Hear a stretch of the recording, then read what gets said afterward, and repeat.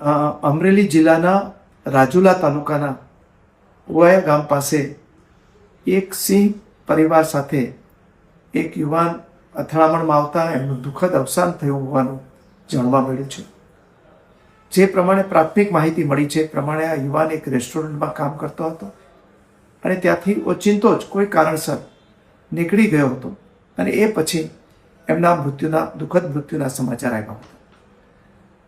તાકીદે પગલાં લઈને આ બે સિંહોને પકડી લેવામાં આવ્યા છે, રેસ્ક્યુ કરી લેવામાં આવ્યા છે અને એની સાથે જે નાના એના કબ હતા એને પણ તાકીદે રેસ્ક્યુ કરવાની સૂચના અપાઈ ચૂકી છે.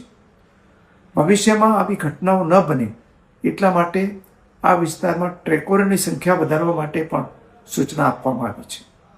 સામાન્ય રીતે સિંહ કોઈ દિવસ ભાગ્યે જ આવી રીતે હુમલા કરતા હોય છે, પરંતુ કોઈ કારણસર એમના બિહેવિયરમાં ચેન્જ હોય અથવા તો કોઈ કારણસર જે આવા એકલતાને કારણે પણ ક્યારેક આવી ઘટના બનતી હોય છે.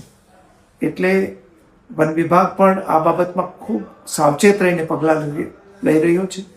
વન વિભાગની સૂચના અનુસાર વર્તવા માટે મારી નાગરિકોને પણ હાથ જોડીને વિનંતી છે અને આગામી દિવસોમાં આવી ઘટના ન બને એ માટે જે કોઈ કાર્યવાહી કરવી પડશે એ કાર્યવાહી કરીશું.